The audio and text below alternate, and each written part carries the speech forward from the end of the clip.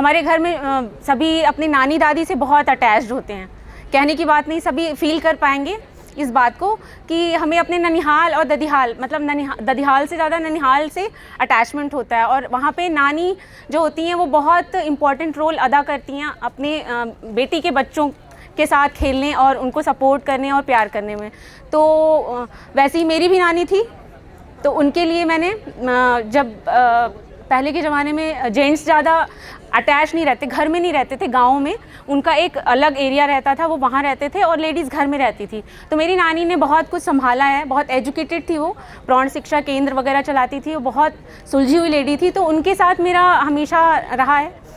तो उनकी डेथ होने के बाद, मेरे नाना पहले उनसे ज़्यादा इंटरेक्ट नहीं करते थे, उनकी डेथ होने के बाद मैंने फ़ील किया कि नाना जी काफ़ी अकेले पड़ गए। और जब मैं नाना जी को देखती थी तो मेरे दिल से एक पोयम निकली जो मैंने लिखा और मैं आज आपके सामने प्रेजेंट करना चाहूँगी। शायद वो भी एक बहुत बहादुर लेडी थी जिन्होंने अपने 5 बच्चों को अच्छी अच्छी पोस्ट पे पहुँचाया, एक को कर्नल, एक को आर्मी लेफ्टिनेंट, सभी को मिलिट्री में पहुँचाया। मेरी माँ भी गवर्नमेंट जॉब में थी। सभी को अपने जेवर को मतलब बेच के, बहुत जेवर मिलते थे ना पहले, फाइनेंशियली फ्रीडम नहीं रहता था, तो जेवर को सेल करके उन्होंने पढ़ाया। और वही चीज़ मैंने, और ये जो मैं आज स्टेज पे पहुंच पाई हूँ और उनके लिए कुछ लिख पाई हूँ, वो ये भी उन्हीं की देन है। क्योंकि वो एजुकेटेड थी तो मेरी माँ एजुकेटेड हुई और उसके बाद मुझे एजुकेटेड किया, तो शायद ये उन्हीं की देन है। तो मैं बहुत ज़्यादा टाइम नहीं लूँगी। मेरे पोयम का टॉपिक है काश तुम होती तो। काश तुम होती तो, औरत कैसे समेट लेती है ना खुद को, औरत कैसे समेट लेती है ना खुद को, जब वो छिड़ पाती है दुर्बल तन को, जब वो छिड़ पाती है दुर्बल तन को, सारे किवाड़ बंद कर ताला लगा देती है, सारे किवाड़ बंद कर ताला लगा देती है। मतलब वो अपनी बातें किसी को नहीं बताती, किवाड़ इन द सेंस अपने मन की बातें। चाहती नहीं किसी को क्षण भर भी दुखी करना, मतलब ये मैं अपनी नानी के लिए बोल रही हूँ। चाहती नहीं किसी को भी वो क्षण भर दुखी करना, सिमटी रहती है घर के किसी कोने में। मतलब मैंने नानी को देखा है, वो जब भी बीमार होती थी थोड़ी देर सो जाती थी। हालांकि वो सोती नहीं थी, सुबह 3 बजे से रात के 8 बजे तक वो कंटिन्यू काम करती थी, लेकिन चाहती नहीं थी किसी को क्षण भर भी दुखी करना, सिमटी रहती थी घर के किसी कोने में, ना आते देख कभी अपनी तरफ खेद भी नहीं करती थी, मतलब किसी से शिकायत भी नहीं करती थी।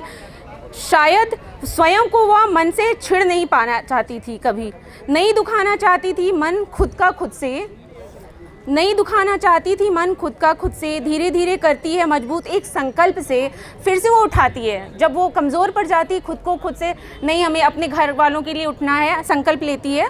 धीरे धीरे करती है मजबूत एक संकल्प से, ताकि मन कर सके एक वादा तन से, ताकि मन समझा सके तन को कि नहीं तुम्हें उठना है अपने घर वालों के लिए। धीरे धीरे करती है मजबूत एक संकल्प से, ताकि मन कर सके एक वादा तन से। क्योंकि आदत है ना हमें सब पर खुशी बरसाने की, विश्वास नहीं कि उसके बिना भी चल सकती है ज़िंदगी किसी की, विश्वास नहीं कि उसके बिना भी चल सकती है ज़िंदगी किसी की। क्रमशः लड़खड़ाते हुए कदम उठ पड़ते हैं यही सोच कर, क्रमशः लड़खड़ाते हुए कदम उठ पड़ते हैं यही सोच सोच। गिर भी जाती है खट से हार न मानती है इन सब से, गिर भी जाती है खट से फिर भी हार न मानती है इन सब से। फिर उठती है फिर गिरती है, बार बार चोट भी खाती है, आपसे मरहम भी लगाती है, लेकिन इस बार उठकर खड़ी वो तेज़ दौड़ लगाती है। वो बार बार उठती है, बीमार पड़ती है, बार बार उठती है, बीमार पड़ती है, लेकिन वो फिर एक दौड़ लगाती है और वो सारे काम फिर से अपने ऊपर, सारी जिम्मेदारियां उठा लेती है। आप सभी अपने नानियों से और घर की जो बूढ़ी मम्मी नानियां थीं, घर में जो भी थे, ताई आजी जो भी कहते हैं आप, तो उनसे कनेक्ट करके देखोगे गाँव में वो कैसे कैसे रहती थी घरों में, तो शायद फील कर पाओगे। आपसे मरहम भी लगाती है, लेकिन इस बार उठ खड़ी हो एक तेज दौड़ लगा लेती है और वो सफल हो जाती है। दरअसल खुद की छिड़ता दर्द कमज़ोरी को उसी कोने में रख तोप देती है किसी भी भारी सिल से। सिल समझ रहे होंगे आप, जिससे मसाले पीसे जाते हैं, भारी सिल से दबा देती है वो अपने दर्द को, ताकि कभी आंधी का झोंका या कोई तूफान भी ना उखाड़ पाए बिन चाहे इस कोने से।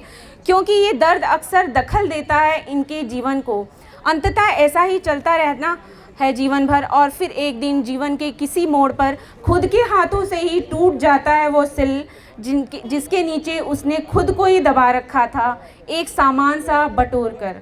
ख़त्म हो गई थी जिजीविषा, एक पल में सिल से दबा अस्तित्व का अंत हो गया था और संग उसका भी।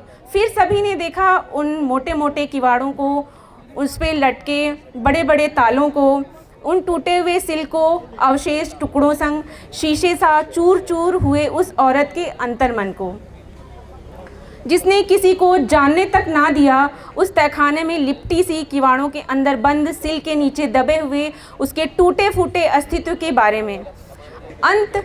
अतः इंतज़ार नहीं करता समय किसी का, फिर कैसे कर लेता इंतज़ार किसी को समझने का।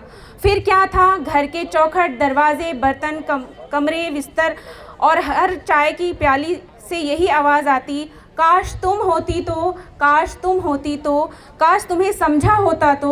अब तो बच्चे भी चल दिए अपनी दुनिया की तरफ और तुमने भी मुंह मोड़ लिया मुझसे। खैर गलती भी तो मेरी ही थी, लेकिन इसकी भी सज़ा तुमने खुद को ही क्यों दी पगली। काश तुम होती तो, काश तुम होती तो। Thank you.